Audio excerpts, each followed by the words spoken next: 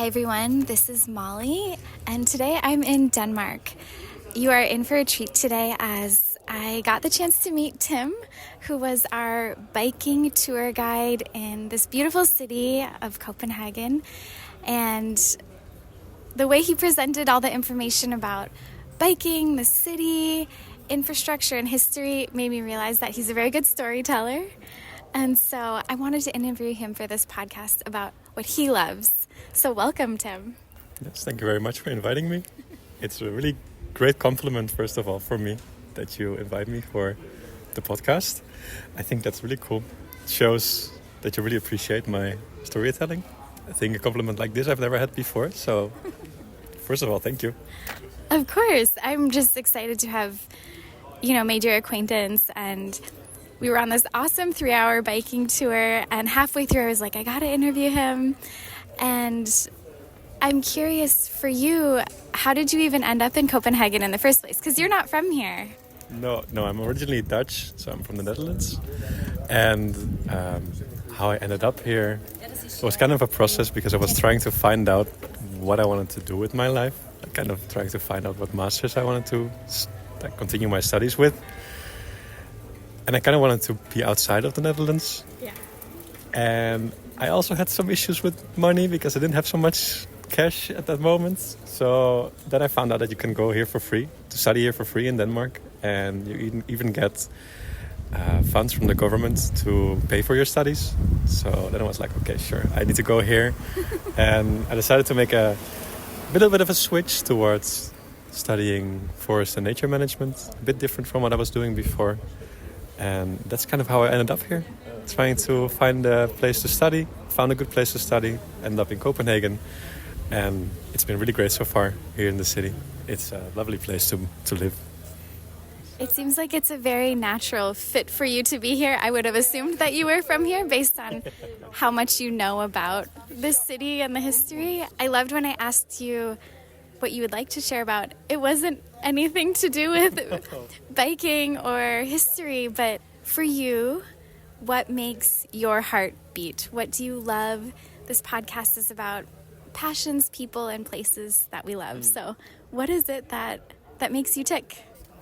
Yeah, so I think the big thing for me would be to be out in nature and be out in a natural area. That's also why I made this switch, right? Because now I'm working much more with nature and like rural areas, which is much more something that I like to do. So yeah, being out and enjoying surroundings, specifically looking at birds, I think taking the time to really observe what they are doing brings me a lot of joy and makes me very calm inside as well. And I think that's important. What sparked your interest in birds?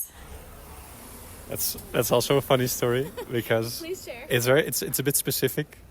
Of course, I'm gonna take you back to when I was like a kid, and then there was 2 family members who often are babysitting us or like taking care of us when my parents weren't working and stuff. They took us out to nature very often and taught us a lot about it. Then, of course, school happened, life happened. I was a bit disinterested in it. And then COVID came around. And, of course, we had to stay inside. But we were still allowed to go out to parks and out to nature. So I started doing that again. And it actually made me reconnect with my grandma also much more. Because I went out with her also a couple times. And she was getting interested in birds too. And I was like, this is actually kind of cool. So let's try and look at it. So it became kind of a way to connect with my grandma also. And at the same time, I really figured out how cool and interesting birds actually are. And how interesting it can be to look at them and observe them and see how they act. I think, yeah, that's kind of how it came to be. Right. Do you have a favorite bird or a favorite bird song? I guess that's 2 separate questions. Yes, absolutely. My favorite bird is a black woodpecker. It's a very unique bird. I mean, you know woodpeckers, right? The guys who drum on the trees. This one is specifically a European woodpecker, so you wouldn't have it in the US. It's completely black. It has a red little mohawk kind of thing, and his eyes are white. So the color scheme of that bird is super. It stands out super much, and then the sounds it makes are also very characteristic and very impressive. Like it can be super loud, and sometimes it screams through the whole forest, and you can hear it like in kilometers radius around you. Definitely my favorite bird. I remember very well the first time I saw it. Like I had chills running over all over my body because it was such an impressive person to see. And to meet that bird was very, very. It's like etched into my memory, and ever since it's been my favorite bird for sure. In Denmark, it's not very common, but in the Netherlands, where I'm from, in the east of the country, you can see it pretty often. It's very, very cool. Wow. When you have those moments, it's suddenly like you know you're in the right place. And what about bird song? Or is that also the same bird and the sound that it makes? Yeah, I think it's both.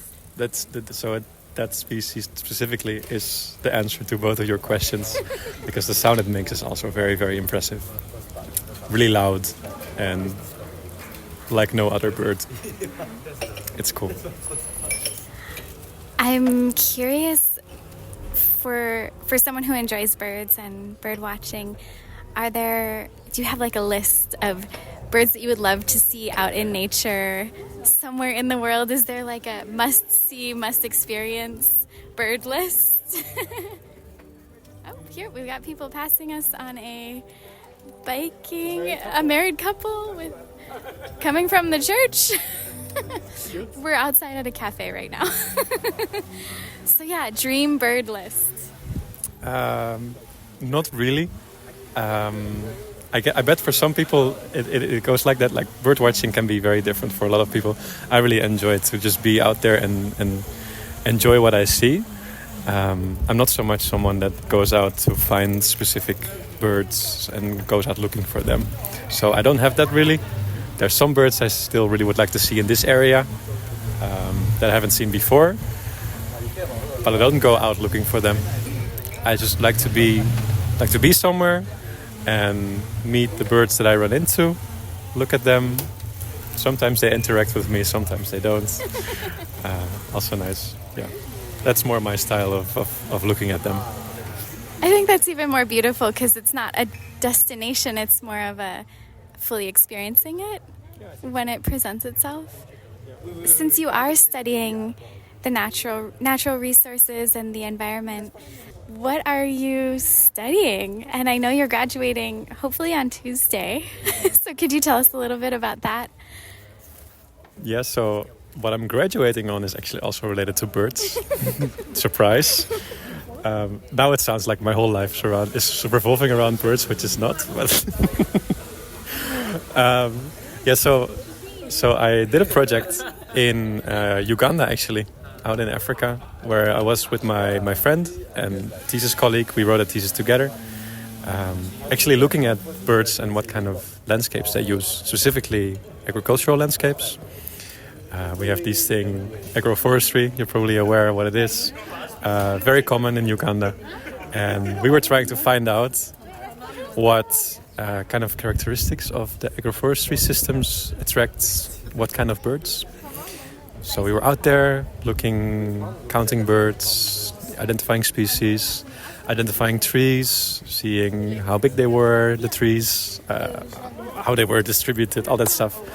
So we collected our own data, have reworked it, analyzed it, found out some interesting things, and hopefully that's what we're going to be graduating on very soon. What did you find out? Your like results or outcome? It was more like a confirmation of stuff that's of course already known, like the context of Uganda and what kind of birds are using those areas. That's already a result by itself. So we kind of described what kind of bird communities would be on those farms. We also describe what kind of trees are actually very common on those farms, which is also good knowledge, especially for other researchers that are working with agroforestry there. And we also find out that this is an interesting thing. We cannot completely confirm it, of course, but it points to that it actually matters that there is big trees on a farm rather than the amount of trees that matters. I think that's one of the most important takeaways from our study. And also a thing that I wasn't expecting myself. Because I would expect, like, okay, more trees. Yeah, that the birds probably like that. But it's not actually about that. I mean, that's not what our data shows, at least. So I think that's a really good result. So I'm happy and proud of our work. We wish you the best of luck on your thesis defense, because that's a big deal to be finishing your master's. Do you have a favorite bird joke? Favorite bird joke? It's always difficult when someone asks you to tell a joke, right? And being put on the spot. It's okay if you can't think of one. Yeah, maybe I will remember one in a bit, but... Yeah. No, that's a difficult question. Let's see. And for those people who are visiting Denmark, what birds could we find here in Copenhagen or possibly in other places? I think, this bird you can see in other places too. You have the mute swan, like the very big white bird that you can see. It's actually a national animal of Denmark. Because, this is a fun fact that I also tell in my tours sometimes. Of course, Hans Christian Andersen, the fairy tale writer who wrote The Ugly Duckling, who grew out into a swan, right? So the Danish people, they decided to put that bird as a national symbol. So actually the swan is now the national bird of Denmark. And they really try here in the city to get that bird to live in the city too.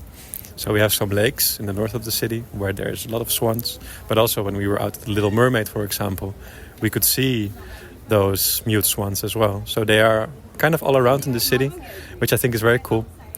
The city also tried to make it possible for them to build nests and raise families in between all the urban life that's going on here. So that's a very characteristic bird for Copenhagen, I think. Next to all the seagulls that we have here, they are also super common. Yeah, thank you for that context. I am also curious, since you're from the Netherlands, are there birds that you feel most familiar or very familiar with because you grew up over there? As I grew up in a relatively forested area in my country, lots of woodpeckers, including the black woodpecker, but also the more common ones. Also one I relate to my parents' house a lot is the nuthatch. It's a smaller bird. It acts a bit like a woodpecker, so it also climbs on trees and stuff. And it collects nuts and hides them in holes and cavities in the trees. That one always visited my parents' house. It's a very cute bird, really beautiful too. So that's something I relate to the Netherlands a lot. Although you can also see them here in Denmark, of course. Yeah, thank you. And my last question is, since you are a very experienced tour guide of Copenhagen, for people who are here, what are like the top 3 things you recommend travelers to do? Because I feel like you gave some really good advice on the tour this morning, but maybe your personal experience. Well, if you visit, first of all, the city, I recommend you take a few more days than you would normally do in a city, because lots of the neighborhoods around the city center also have their own little characteristics to them, and it's really worth your time, especially Nørrebro in the north of the city is very unique. Vesterbro, also a very cool and interesting place to spend the day. My number 1 recommendation is, of course, checking out Christiania. A very unique place, very green also, so that also warms my heart that it's a very green place here in the city.